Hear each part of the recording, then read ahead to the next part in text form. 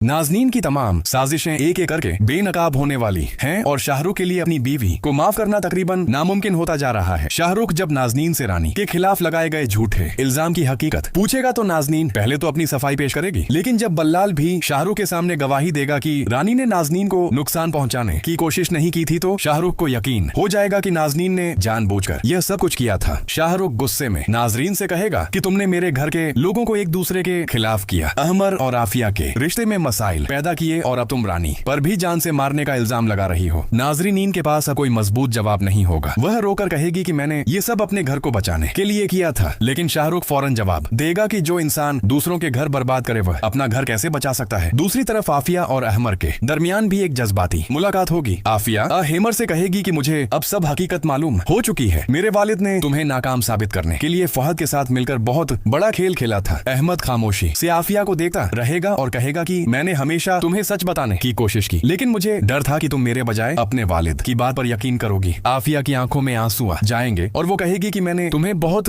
तकलीफ दी, लेकिन अब मैं तुम्हें दोबारा किसी के हाथों खोने नहीं दूंगी। इसी दौरान फाहिद को जब मालूम होगा कि आफिया और अहमर दोबारा एक दूसरे के करीब आ रहे हैं तो उसका गुस्सा मजीद बढ़ जाएगा। वो शहीर से कहेगा कि आपकी सारी मंसूबाबंदी नाकाम हो रही है। शहीर उसे यकीन दिलाएगा कि अभी खेल खत्म नहीं हुआ, लेकिन फाहिद के दिल में अब शहीर के खिलाफ भी शक पैदा होना शुरू हो जाएगा। उसे महसूस होगा कि शहीर ने उसे सिर्फ अपने फायदे के लिए इस्तेमाल किया और अब जब मकसद पूरा नहीं हो रहा तो उसे अकेला छोड़ देगा। इधर नाज़रीन भी आखिरी कोशिश के तौर पर फाहिद को फोन करेगी और कहेगी कि तुम्हारी वजह से मेरा घर बर्बाद हो रहा है, अब अगर तुमने मेरी मदद नहीं की तो मैं आफिया के सामने तुम्हारी पूरी हकीकत खोल दूंगी। फाहिद पहली बार वाकई खौफजदा होगा, क्योंकि उसे मालूम है कि अगर नाज़रीन ने सब कुछ बता दिया तो सिर्फ उसकी नहीं बल्कि शहीर की साजिश भी सामने आ जाएगी और नाज़रीन इसी दौरान एक ऐसा सबूत भी सामने आ सकता है जो शारा के सामने नाज़रीन के तमाम झूठ खत्म कर देगा। मुमकिन है उसे नाज़रीन के फोन से फाहिद के साथ होने वाली गुफ्तगू मिल जाए जिसमें दोनों आफिया और अहमद के खिलाफ मंसूबाबंदी कर रहे थे। अगर यह सबूत शारा के हाथ लग गया तो नाज़रीन के पास अपने आप को बचाने का कोई रास्ता नहीं बचेगा। अब असल सवाल यह है कि क्या शारक नाज़रीन को तलाक दे देगा? क्या नाज़रीन फहद और शहीद की हकीकत सबके सामने ले आएगी? और क्या आफिया अपने वालिद के खिलाफ खड़े होकर अहमर का साथ देगी? लगता है कि अब कहानी का आखिरी हिसाब शुरू हो चुका है, जहाँ हर किरदार को अपने के का जवाब देना पड़ेगा। माफिया को जब अपने वालिद शहीदर की तमाम साजिशों की हकीकत मालूम हो जाती है तो उसके दिल में अहमर के लिए होने वाली हर नांसाफी का एहसास शिद्दत से जाग उठता है। वो अहमर के सामने खड़े होकर आंखों में आंसू लिए कहती है, अमर मुझे माफ कर दो, मैंने तुम्हारी बात पर यकीन करने के बजाय अपने वालिद की बातों को सच समझा। मुझे नहीं मालूम था कि वो तुम्हें जानबूझकर सबके सामने नाकाम। आखिरकार वो वक्त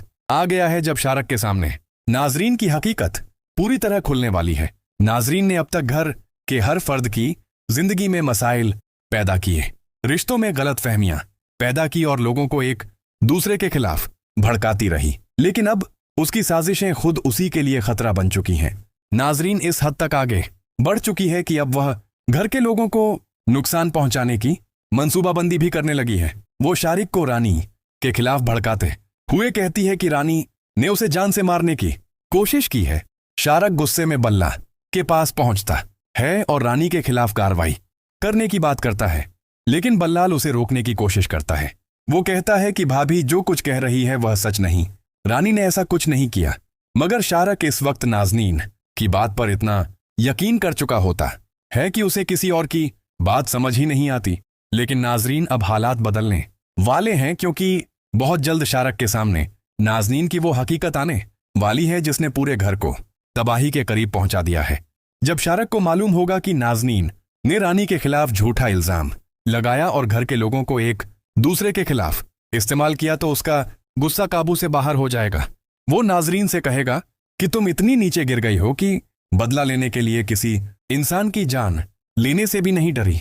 नाज़रीन भी इस वक्त अपने शौहर के सामने झुकने के बजाय डटकर खड़ी हो जाएगी और कहेगी कि हाँ, मुझे किसी चीज का खौफ नहीं। शिक की यह हालत देखकर घर के दूसरे अफराद भी परेशान हो जाएंगे। भलाल उसे समझाने की कोशिश करेगा कि गुस्से में कोई ऐसा कदम न उठाए जिसका बाद में पछतावा हो।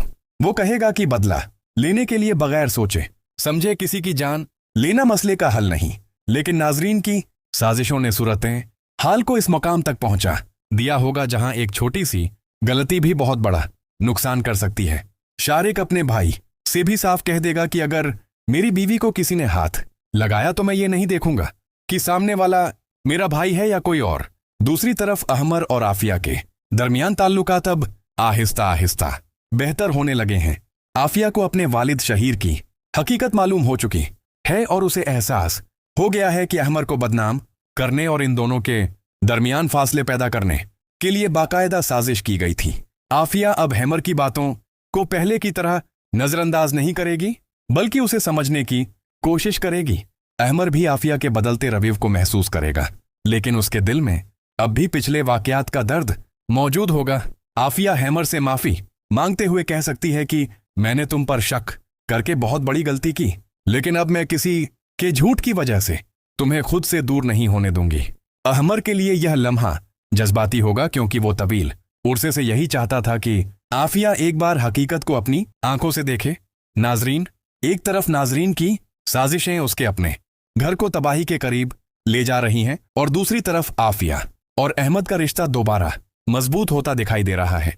अब सबसे बड़ा सवाल यह है कि क्या शारक नाजरीन को उसकी तमाम साजिशों के लिए माफ करेगा या उसे हमेशा के लिए अपनी जिंदगी से निकाल देगा, और क्या नाजरीन आखिरी वक्त में अपनी गलतियों का एतराफ करेगी या फिर एक नई साजिश के जरिए खुद को बचाने की कोशिश करेगी।